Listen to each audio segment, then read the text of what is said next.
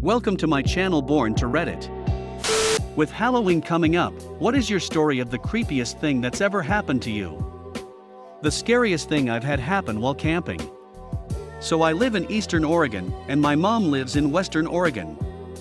I went to visit her for the summer, and she's very outdoorsy, so we decided to take the 1-hour drive from her city to the coast. We end up at this free campsite at the top of this hill, huge foothills of the coastal mountains, about a 25-minute drive from the top where the campsite is to the bottom where the main road was, and we were the only campers there. We relaxed for the rest of the day, made food, etc.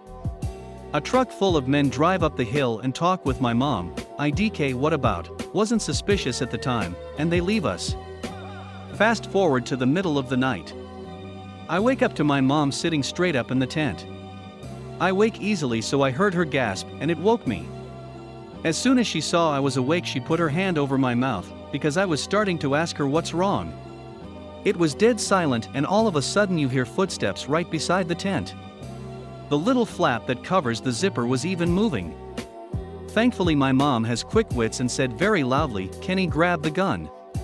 Kenny is my dad, although that doesn't matter, and mind you, he was not there, just us girls like I previously said. They left. No harm was done. Thank the Lord for my mama. TLDR, 2 girls at a campsite alone, people outside tent in the middle of the night, and my mom pulled some badassery. Your mama is a quick-thinking badbutt. At first I didn't understand, and I thought she didn't understand she wasn't home at first.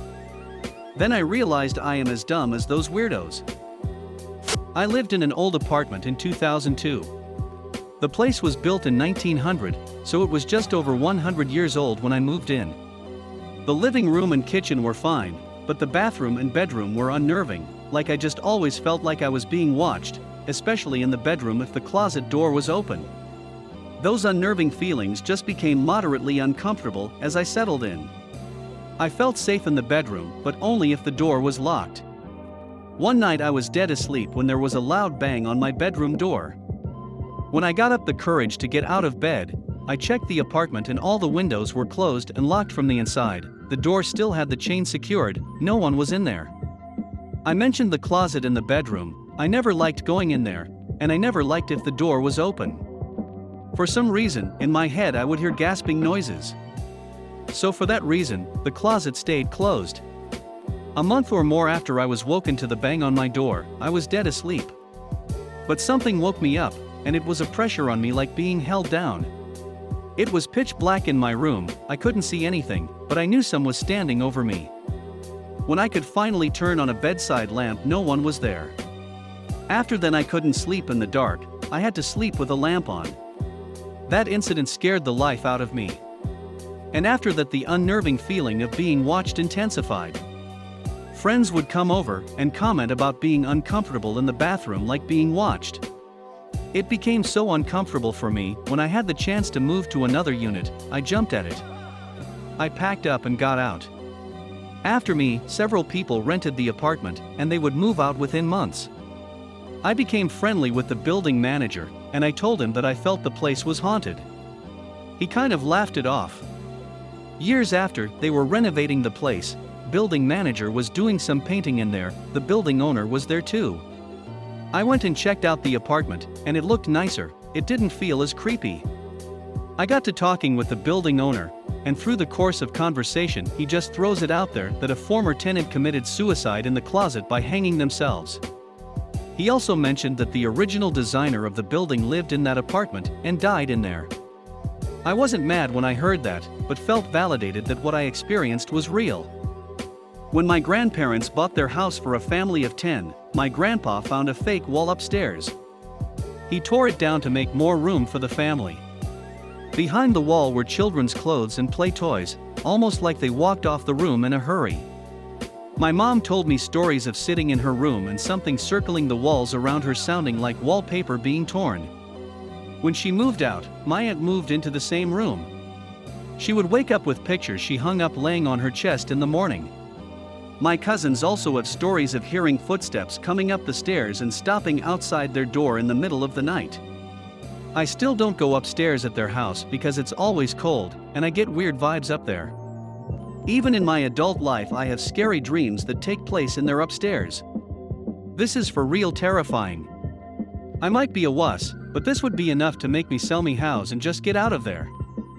Back when I was a kid, my grandmother had a really close friend who used to help her babysit us.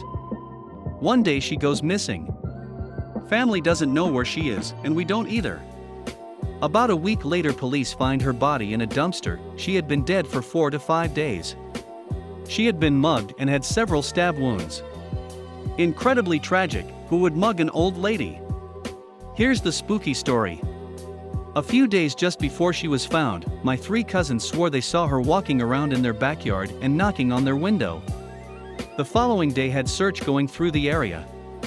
It wasn't until the body was found that we realized what they saw couldn't be true according to police timeline, but they swore it was her.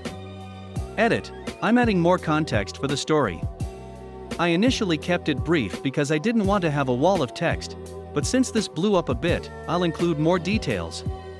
The backyard was actually pretty big and long because it was shared by the entire apartment complex, which had 4 units, 2 upstairs, 2 down. My cousins were in the downstairs unit on the left. Again, like I said in a different post, it was gated on all sides by wooden fencing. My cousin's window had blind spots, so you couldn't see the entire backyard. It wasn't nighttime, but the sun was setting. They said it was almost down at this point, so I assume around 7 p.m. They're in their room, which has a window that sees into the backyard. It was ghetto, and they were pretty poor, so their beds only had the mattress, not the frame supporting it. It was a queen and a single pressed up against the wall with the window. So basically, to look into the backyard, you were standing up on a mattress looking against how you normally face, back against the wall, sitting down on the mattress. Youngest brother, holy shit, there's someone in the back, she just walked away. Oldest, laying down on the bed, WTF are you talking about? Youngest, dude, it looks like old lady. She's walking around where grandma's vegetable garden is. Oldest. Youngest, come freaking look, she's just walked away. Oldest, goes and looks, I don't see anything, stop being stupid, goes back to laying down, little one stands there looking at him. Middle brother comes to look a moment later, oh shit, she's right there, WTF she's coming to us. They all look to see the lady knocking on the window. They scream, panic and run out to Dad. Dad obviously doesn't believe them, but after a bit gives in. He goes out and checks, nothing. So just a side note, the way these apartments were connected, you couldn't go into the backyard from your individual unit. You had to get out into the main hall, which had a door that opened into the backyard. All I can imagine while reading your post is the old scary woman saying SHHH from the movie Shutter Island knocking on the window JDBDKS. For years ago, I lived in a very large farmhouse that was converted into 2 apartments. The house was known as the Old Boys' Home. It was used to house boys with behavioral issues, but was closed due to allegations of molestation. Anyway, I was living with my boyfriend and 3-year-old daughter at the time. My bedroom had a large fireplace that had been boarded up and painted over. I decided to push my bed up against it one day while I was rearranging things. It was like a headboard.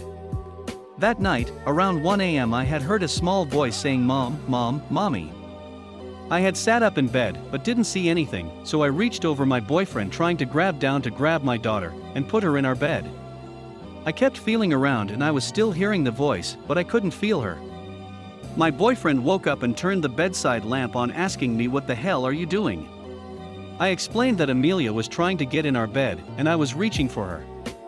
There was nobody there. My daughter was sound asleep in her room.